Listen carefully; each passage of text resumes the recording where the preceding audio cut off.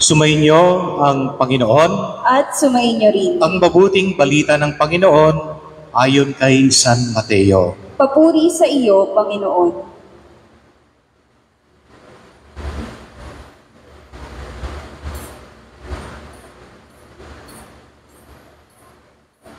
Noong panahong iyon, si Jesus ay nagpunta sa lupaing malapit sa Tiro at Sidon. Lumapit sa kanya ang isang Kananeyang naninirahan doon at malakas na sinabi, "Panginoon, anak ni David, mahabag po kayo sa akin. Ang anak kong babae ay inalihan ng demonyo at masyadong pinakihirapan." Ngunit kaputok may titubugon si Jesus. At lumapit ang kanyang mga alagad at sinabi sa kanya, "Pagbigyan na nga po ninyo at nang umalis.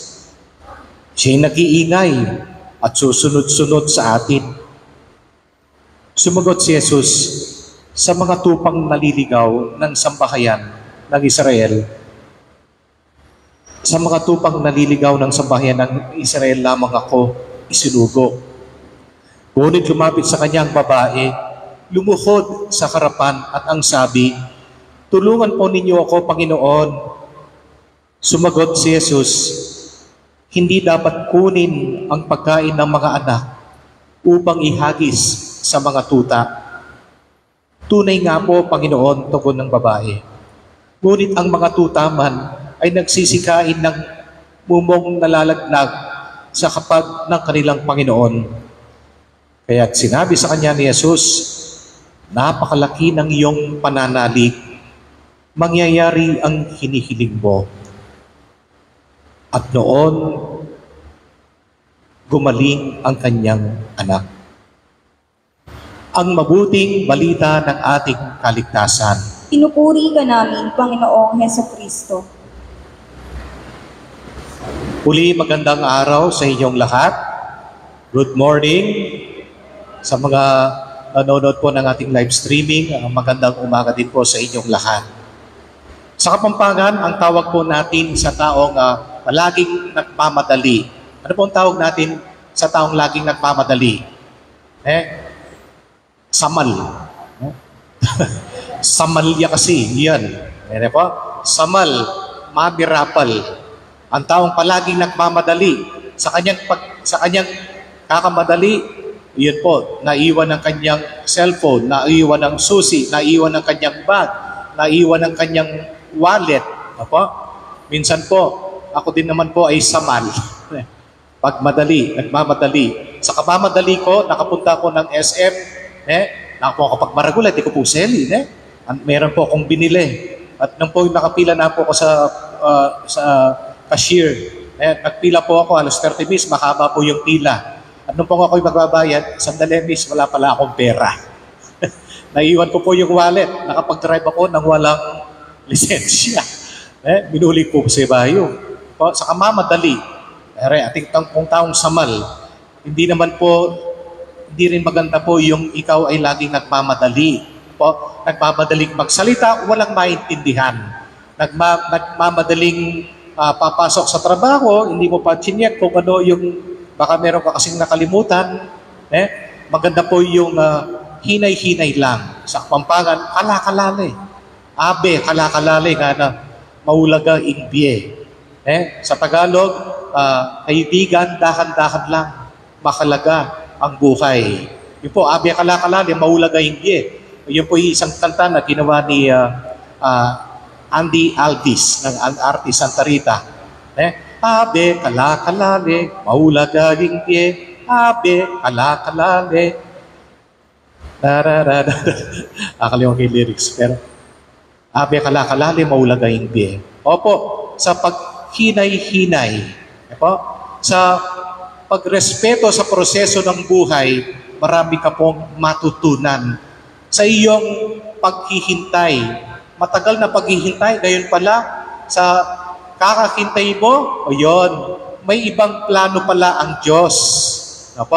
May iba palang siya plano. May sorpresa pala siya sa iyo dahil ikaw ay nagpursige, dahil ikaw ay nagsumikap. Hindi po kaagad-agad makikilom ang sugat. Hindi kaagad-agad makikilom ang pilay. Tulad ni Jack, napilay. Napilay. Hindi naman po kaagad, lalo kung malalim po yung sugat, agad-agad wari. Po? Nilagyan naman noon po, pag nasusugatan ka, lalagyan mo lang ng kape. Naalala ko nung ako'y ginugupitan ng aking lolo, Yapong Goryo. Pag ginugupitan na ako ni Yapong Goryo, kalbo dito. Tapos isa na lang, urot bikan. Walang militar ka, Kenny. Hindi na yung mitatagan, no? Kenny na mo. Nung pumalit ako, meron po akong picture na ganyan. Tapong urot bikan. Kenny niya yung mitagan, Kenny po, kalbo kagan. O negatik po, sing peklat Kenny Chupa? Wala po, chupa. Nakikita po kasi yung peklat ko dito sa ulo. Parang wala na Tumubo na po yata. Anyway, yun po kasi tinutukso ko ng aking mga kaklase. Gusto ko po, ang gupit ko noon ay urod ba in tao? Ano ito? Urod ba in tao? Anak ka ba? Pero urod na kang ba in tao? Yan po, gupit, binata. So, dahil malikot po ako, yun, lagi po akong may sugat. Nagugupit po yung aking tenga. Basta po nagpagupit ako kay Lolo, yun po, sigurado, kanya ko, ako bisa, tutulo ko naman. Saguli daw. Yan po, saguli, kanya yan. Kalbo naman Kalbo, tayo, bitagan kakin. Apo, nilalagyan ng kape. Ating kumpong kape. Di ko po alam kung hanggang ngayon ginagawa pa po yun. Pag may sugat, lalagyan ng kape para daw agad matuyo. Apo, na-experience po ba ninyo yun? Na nilalagyan ng kape ang isang sugat. Pero siyempre, dahil yung konting-konting sugat lang yun, sakuli po kumayap yan. Agad-agad matutuyo. Hindi po ako doktor, baka pag-uwi nyo sa bahay, ay, kape lang pala ang ilalagay sa sugat. Kasi po yung kape, agad-agad natutuyo. Noon po kasi pag gumamit ka ng gamot, sosyal, mahal. Wala namang pera. Kaya kung ano nilalagay sa ating mga sugat. Yung isa kang pare, sabi niya, noon kami, pag nasugatan, nilalagyan namin ng putik, burak. Manuwala ko, naning neto nga pare. Burak? Burak? Di ka na naning burak. Kaintindihan ko kasi, noon, walang pera. Kung anong nilalagay po natin. So anyway, balik po tayo sa pagmamadali. Huwag magmadali. Kung mahaba yung pila, huwag makiusap. Kawawa po yung mga nauna. Ako po, palagi, hindi naman ako nagpapakilalang pari. Ayoko po ng VIP. Kasi magpakilala ka ng pari, kahit sa mga ID, meron akong ID na walang father. Yun po ang binibigay ko. Kasi, pag nakita kasi, ay, father pala to. Ay, father, hindi ka nagpila ka. Hindi ka muna. O kaya, sa likod na nakakin. Ayoko po yun. Gusto ko pa rin po yung maranasan yung ako ay ordinaryo din. Ako ay marunong namang maghintay. Wag po tayong magmadali. Wag po tayong aasa sa mga fixer. Diba? Kahit sa mga lisensya, sa pag-claim ng mga lisensya, sa pag-claim ng mga permit, meron mga fixers. Para madali. Magbabayad ka na lang. Kasi may pera ka naman. So ito po yung karanasan ng babaeng Cananea. Siya po, kahit gusto niyang magmadali, tinuruan siya ng Panginoon kung paano ang maghintay. Sinubukan siya ng Panginoon kung paano ang tunay na proseso ng paghihintay. Sa kanyang pagsusumikap na pagtawag sa Diyos, hindi siya sumuko. Alam niya, napakadali lang naman ang tumawag. Paulit-ulit. Alam din niya, nalaman niya na ito pala, magsumikap ka palang kumatok sa Diyos, magsumikap kang tumawag sa Kanya, magpursigi ka, huwag kang susuko at pakikinggan ng Diyos ang iyong panalangin. Sa Ebanghelyo po mismo, narinig po natin, hindi siya pinansip ni Jesus noong una. 3 beses bago siya pinagbigyan. At meron pala itong kasalanan ng babaeng ito Anong kasalanan niya? Imbes na ibigay yung pagkain sa mga bata, ibinibigay pa sa mga tuta. At yun din naman ay inamin niya. Sa kanyang pagtawag sa Diyos, nakilala ni Jesus kung gaano kalaki ang pananalig o pananampalataya ng babaeng ito. Sana po ganyan din po tayo. Huwag po tayo magsawang tumawag sa Diyos, opo, para masagot ang ating panalangin. Alam ko po sa inyong pananalangin, kayo po ay makulit. Kasama na ako doon, tayo po ay makulit. Yung pong palagi na lang yun ang dinarasal mo, pero okay lang sa iyo kasi alam mo naman na darating din ang sagot ni Jesus sa iyo. Opo? Wala naman po kasing instant sa buhay. Instant sa pagkain meron. Pero in reality, wala pong instant. Kahit po yung instant noodles na yan, noong ginawa yan, hindi naman agad. Tiyaran, meron na. Pinagtrabahuan muna yan.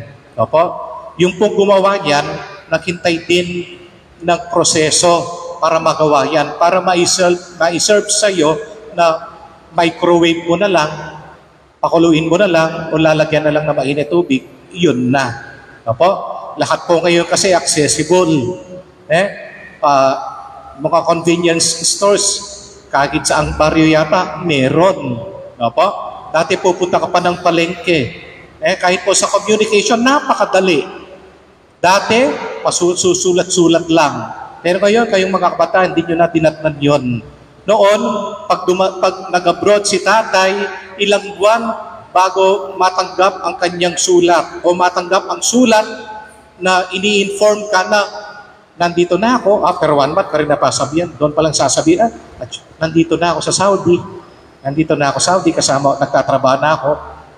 Noon, pwede kang magloko, pwede kang mag-invento, pero ngayon, hindi pwede. Kinabukas, nasa Amerika ka, nasa Saudi ka. Tapos sige nga, tignan ko nga kung nandyan ka na. Makikita mo, matetrace mo. Through video call. Dati po, Skype ang ginagamit. Ngayon, may messenger na. At iba-iba pa, meron pang yung Telegram. May Telegram pa kayo, ano? Telegram, parang Viber po yata yun. Yan, meron pang Viber. Napakadali. Pero sa proseso ng buhay, tanggapin po natin, hindi lahat po ay minamadali. Trust the process. Matutong magpila, matutong magpursige, magsumikap, makinig po sa kwento ng mga naging matagumpay na sa buhay, sa mga umasenso, sa mga nag-graduate, sa mga may trabaho na, sa mga nakapag-abroad, matutong makinig sa kwento ng mga gumaling na sa kanilang karamdaman. Lalong-lalo na yung mga cancer survivors, kung ano yung pinagdaanan nila. Makinig tayo sa mga nakakatanda, sa kanilang mga kwento. Yan po ay mga pang-reels. Pwede po pang-reels, pwedeng i-post. Ngayon po kasi kung ano-ano pong pinopost po natin. Ako din po naman po ay nagpo-post. Pero kaya nga content creator Dapat content-wise po. Yung may matutuhan ang nanonood. At si Meta pa naman ngayon, stricto. Meron po akong isang kaibigan, sabi niya, amok yung sa akin, ang dami ng views ng reels ko, 300,000 plus na. Yung isa, umabot pa ng 1,000,000. Ano bang pinost mo? Yung 300,000 plus. Wala pa rin, hanggang ngayon, wala ka pa rin natatanggap. Ang dami mo ng followers. Nag-post po ako. Yun po, sumasayaw po ako. Sumasayaw. Marunong ka ba talagang sumayaw? Hindi po. Yun, hindi tatanggapin ni Reels yun. O ni Meta yun. Pero kung marunong kong sumayaw, ang pagsasayaw kasi ay art. Kung marunong kong sumayaw, makikita ni Meta, may inspire ba na gustong matutong sumayaw, ay ito ang panonoorin ko. Kumbaga po sa kumakanta, sabi ko sa kanya, kung ikaw ay kakanta, kung hindi ka naman singer, kakanta ka, tapos i-reels mo, sa palagay mo, susweldahan ka ba ni Meta? Hindi. Bakit? Hindi ka naman singer. Sintonado ka Pero pag kumakanta ka, sa Facebook, nakita ng mga nanonood, talagang ilalike yan, pa-follow yan, i-share yan. I-share yan. At kukunin ka pa sa mga TV stations, sa tawag ng tanghalan o sa mga ibang palabas dyan. Kaya, content. Sa buhay po natin, sana yung mga content po natin, yung laman ng ating istorya. Opo, matuto po tayong lagyan po yan ng talaga pong maghintay po tayo. Hindi naman po kaagad-agad happy ending. Opo, hayaan po natin sa ating mga kwento, sa ating pagsusumikap, talaga pong merong kwento ng ating buhay ay may mga kontrabida. Opo, sa kwento ng ating buhay, talaga pong meron pong kwentong alamarimar. Teleserye na inaapak-apakan ka, na dinadown ka, ganyan po talaga. Opo, hayaan po ninyo. Sa bawat kwento ng ating buhay, kakampi natin ang Diyos. Basta manalig po tayo sa Kanya. Opo, respeto po natin yung prosesong binibigay niya sa atin. At sa bawat kwento ng bawat Kristiyano ay may happy ending yan. Opo, basta alam mo lang kung ano ang iyong pinipilaan, kung ano ang iyong direksyon. Sana yung pong direksyon po natin, yung pinipilahan po natin, yung pong pila papuntang langit, papunta sa Panginoon. Hindi po yung pila papunta lang sa iyo. Makapila ka, yung iniisip mo lang kasi yung sarili mo. Yun pong sinasabi kong gusto mo ikaw mauna sa pila. Ayun po, hindi po yan pila ng langit, kundi pila para sa sarili mo lang. Pero kung pila papuntang langit, nire-respeto mo yung mismong pila ng direksyon na yon. Sa mga pilang yan, yung pong mga Pinoy po mismo, tayo po mismo, hindi po tayo marunong pumila. Di po ba? Ayaw na po nating mag-arms forward race. Palagi po yan, no? Nakaka-arms forward. Noong pong elementary po tayo. Hanggang paglaki natin, nakakalimutan po natin. Sa ibang bansa, pag sa mga MRT po nila o LRT, sa mga tren po nila, ang ganda po ng pila. Sa LRT, sa Maynila, tayo po mismo, tayo pumipili po doon. Sa Glulu, gusto lakat, agad-agad, makapasok. Hindi marunong magpila. Ako po, gusto ko palaging nakapila. Minsan po, ba't pumila po ako sa, first time po ako nagpila sa CR. Di po ba kayo lang mga babae nagpipila sa CR? Ewan ko nga ba sa inyo, bakit ang haba ng pila ninyo? Anong ginagawa ninyo sa CR? Sabi nung isang kaibigan ko, siyempre nagme-makeup pa kami. Nagme-makeup pa kami. Kaya mahaba daw yung pila. Pero sa mga lalaki, madalang lang po yung may pila sa lalaki. Yun po, nakapila po ako. Napapaihi na eh. At nung po may nagtanong sa akin sa likod, dito po ba yung pila? Oo, dito yung pila. After 30 minutes, sabi ng lalaki, walang iya ka, sabi niya, hindi naman dito pala yung pila. Dito po yung pila. Ang pila ko yung sa BIR. Ay, doon po yung BIR. O yan po, sa kamamadali, hindi ka naman kasi marunong magtanong. Tayo po, wag po nating madaliin ang buhay. Magtanong muna kung saan ang tunay na direksyon. Ang direksyon ng ating buhay ay papunta, hindi lang po sa tagumpay. Ang direksyon ng ating buhay ay ma-experience po natin, maranasan natin ang tunay na kalangitan. Ang tunay na buhay, yun ang buhay na walang hanggan.